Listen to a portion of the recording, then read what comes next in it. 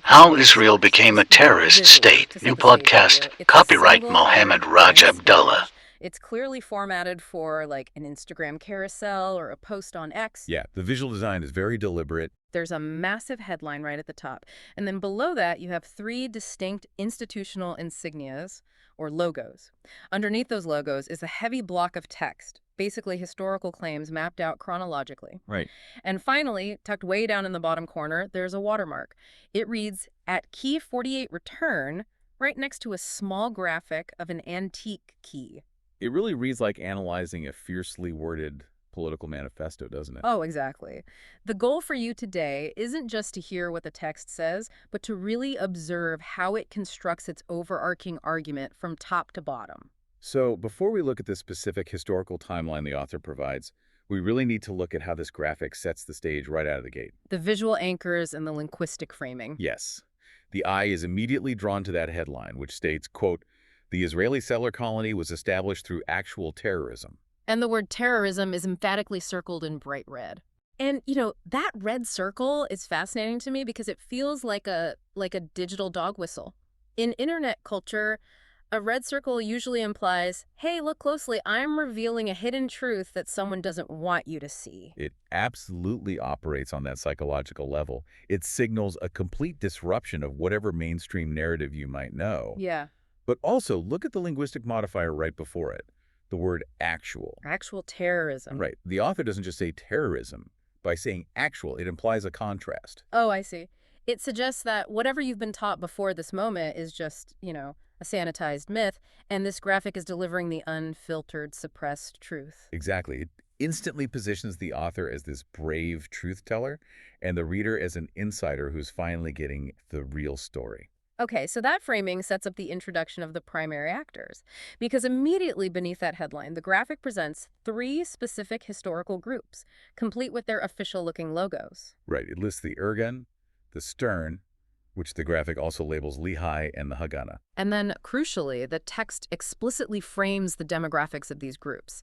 It just groups them all together under one umbrella demographic phrase, calling them white settlers mainly from Europe and America. And this is where the linguistic framing does some of the heaviest lifting in the entire graphic. Okay, wait, let me just stop you there and push back for a second. Let's play devil's advocate. Sure. By leading with settler colony and white settlers, isn't the author couldn't someone argue that's just a literal description? Why are we assuming this is a manipulative framework? Isn't the author deliberately bypassing any other historical framing to place this conflict within a very specific European colonial framework? Well, yes, that is exactly the point. It is a very deliberate rhetorical strategy. Oh, so it's not accidental. Not at all. Language in political media never exists in a vacuum. By using those specific terms, settler colony and white settlers mainly from Europe and America, the source is dictating the lens through which you are meant to view every single subsequent claim. I see. It frames the entire establishment of the state solely as an aggressive foreign colonial project driven by these three named organizations. Precisely.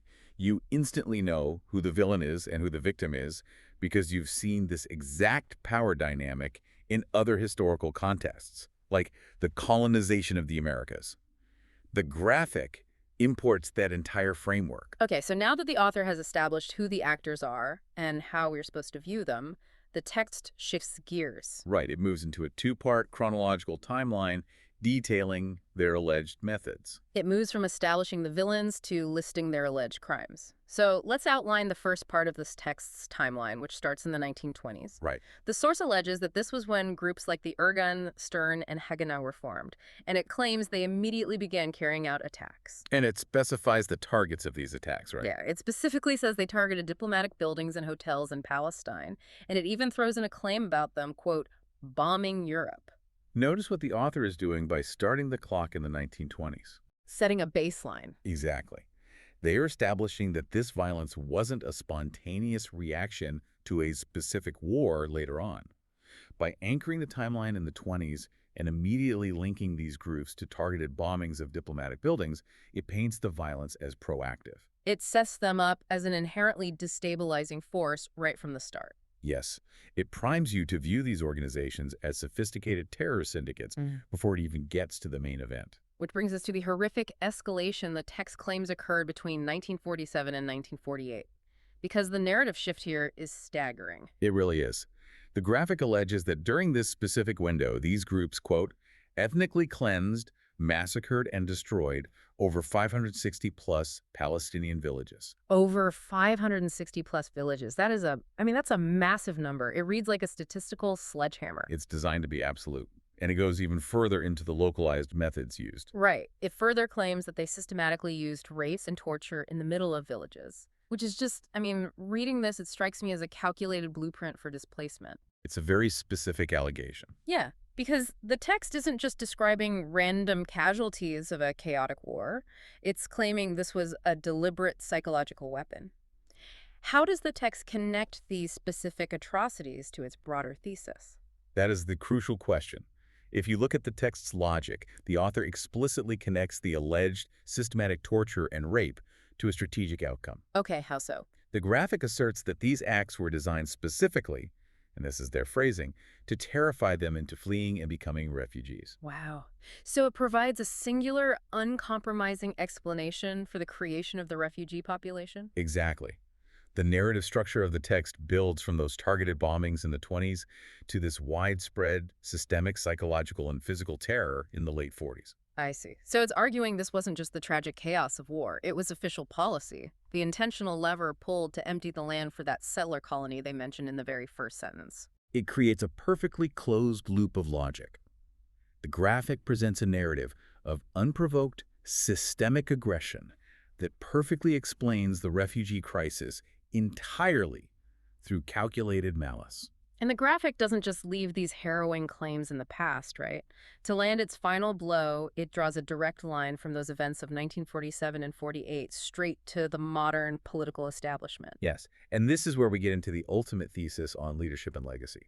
I'll read the concluding assertion of the text. It says, quote, "The founders and some of the most brutal commanders of these terrorist groups later became Israeli presidents and prime ministers." This is the ultimate so what of the entire graphic. Unpack the significance of that for us, because that feels like a massive leap. It's a massive rhetorical maneuver. The author is arguing here that the actions detailed in the previous section, the alleged ethnic cleansing, the systematic terror, they weren't the work of fringe extremists who were later disavowed by the mainstream. Right. They are arguing that these were the actions of the very individuals who went on to hold the absolute highest offices in the land. Okay, let me jump in here. So the ultimate rhetorical goal here isn't just to give you a history lesson, right? It's an attempt to completely delegitimize the political foundation of the state itself. Exactly. By chaining its highest offices, the presidents and prime ministers, directly back to these very specific allegations of terrorism and ethnic cleansing. That is exactly how the argument is structured. It's arguing that the modern government is just a continuation of that original alleged enterprise. Wow. That is a staggering amount of ideological weight to pack into the final sentence of an infographic. And we can't ignore the packaging either. Pointing back to that watermark we mentioned at the start. Right, the @key48 return handle with the little key icon. Right. That tells you that this entire graphic, from the emphatically circled word terrorism at the top to that final claim about prime ministers at the bottom, is packaged entirely as an activist tool. It's not textbook. No, it's designed to communicate a highly specific, unyielding narrative about 1948 and to give you a clear call to action through that watermark. It's just masterfully designed to bypass your critical thinking and go straight for an emotional response. To generate immediate outrage and get you to share it. Well, let's take a breath and wrap up this deep dive. Because we've really gone on an intense journey through this single tiny source today. We have. It packs a lot in. Yeah.